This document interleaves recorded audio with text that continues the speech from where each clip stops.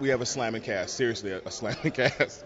But as far as my history with the show, my parents took me to see the tour in San Francisco, because I'm from the San Francisco Bay Area, when I was 5 years old. Then I saw the movie, and I have been chasing the lion since I was 10 years old. My mother, when I was 10, made a lion costume, and I sang Me No Lion at the church talent show. So the fact that I'm playing the lion now is nothing but a blessing.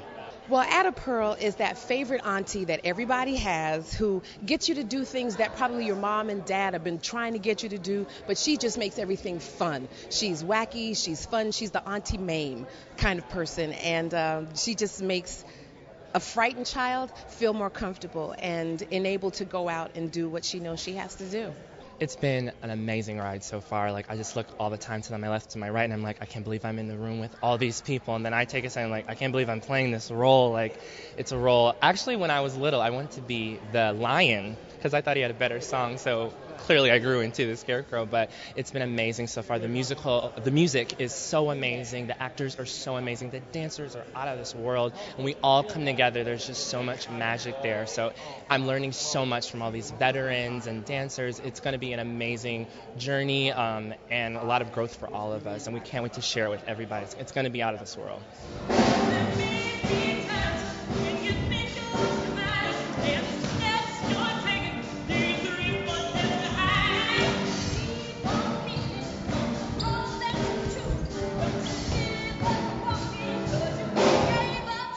Tin Man has he's had a hard life, and he's now trying to get a heart, and he's trying to get the ability to feel.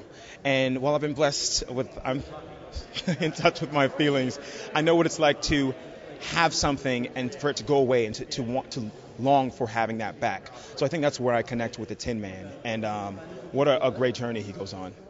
Well, I did a play called Out of This World years ago with Andrea Martin and Mary Maisie. It was wonderful. We had a great time. But Encores has changed since then. Back then, I wore my own dress. I had carried my script in my hand. The orchestra was on stage, and we just read the play. Now, Encores has bloomed into this amazing experience here in New York, this theater. I want to say it's become a force. Everyone knows that when you mention Encores, you're going to see something special, and you're going to see something with great talent, and you're going to see something that hasn't been done in a while. So it's great to be able to come back and do the WIZ at Encores.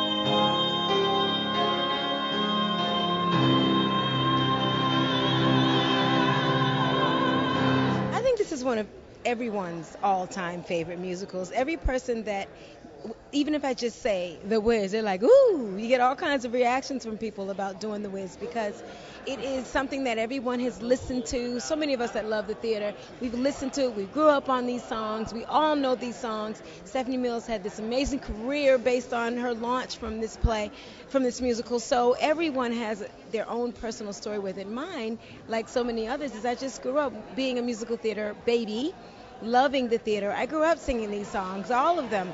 It's been difficult for me to contain myself in rehearsals because I'm playing Glinda and I'm playing Annie M. So I come in the show at the top and at the bottom. But I know every ensemble piece backstage. I keep begging Tommy to let me in Emerald City. He's not going to let me do it, but I want to be in Emerald City. And they won't let me, but I just love this show so much, every single part of it. It's really been a great treat for me. It's hard to say when I think of and talk about the WIZ because it sounds like you're quoting it, but there's something about the energy that just pours out of this score, and there's something about the connection to really human joy, just pure human joy that I found even sitting in my apartment, listening and letting it wash over me.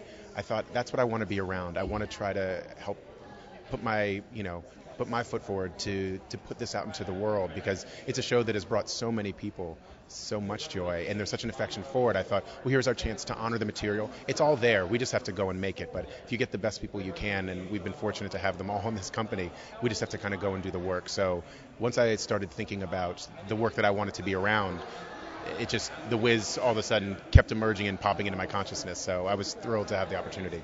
Wow, I'm playing the role of Eveline, and I just pray to God I can do her justice. The Wicked Witch of the East. Mabel King, of course, just put her foot in it, and I'm just hoping that I can do it some justice. You know, the WIZ is a production that I've watched since being a little girl, and it's, you know, music and songs and a feeling that just has grown up with me. So to be able to have a piece of work that's so indelible in your mind and comes so naturally to you, to be able to play that and act it out on stage and sing it, I'm elated. I can't wait.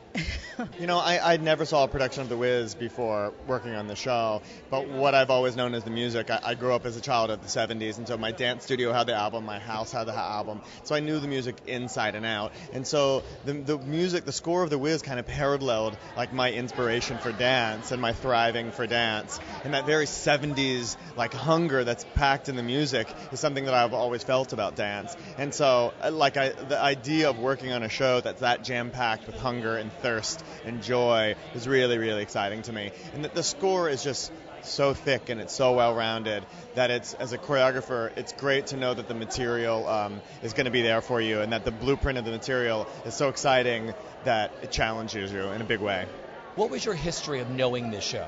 I think a lot of it was through my mom. You know, we would go on a family trip and she would put on Ease on Down the Road. And I guess I knew all of the songs, but hadn't seen it. And obviously then she showed me the movie. So, and I'd seen a few different productions of it. So I kind of had this history of the show like I was around during the original, but I think everybody kind of feels that way. You kind of know the tunes, you know the songs. But for me, it's just a part of my family history. And let's just talk about, you're playing the iconic role, The Wiz, created by Mr. Andre DeShields. Talk about him. I mean, I know you're just working on him, just like the third or fourth day of rehearsal. Sure. What attracted you to that role, and what it's been like working on him? You know, it's an interesting and very difficult role for a lot of different reasons. One, because he's sort of the bad guy in the piece. And then you later sort of obviously realize that he doesn't have any power, and he's just an ordinary person who lost his way very much as Dorothy did. So, you know, it's one of those pieces that I think at first glance you go, oh, The Wiz is just going to be fun. You know, you just talk through the microphone and hide behind the smoke and mirrors. But I think the parts where you're actually interacting with the Tin Man and Dorothy and the Scarecrow and the Lion are really kind of the heart of the show, because it kind of gets to the core of those people who kind of lost their way and are hiding behind a mask of themselves. So it's a great show and a lot of fun, and obviously Mr. DeShields created what I think is an enduring character. Well, obviously, The Wiz is a little before my time. My cousin actually introduced it to me. We used to watch it over and over and over in my aunt's basement. I was about 8 years old, so that's kind of like when I got introduced. And it just, again, it just means so much, like, to my family. It's history, so we're all kind of connected. And this great role and this great score that you get to sing. Talk a little bit about some of the songs you do. Home.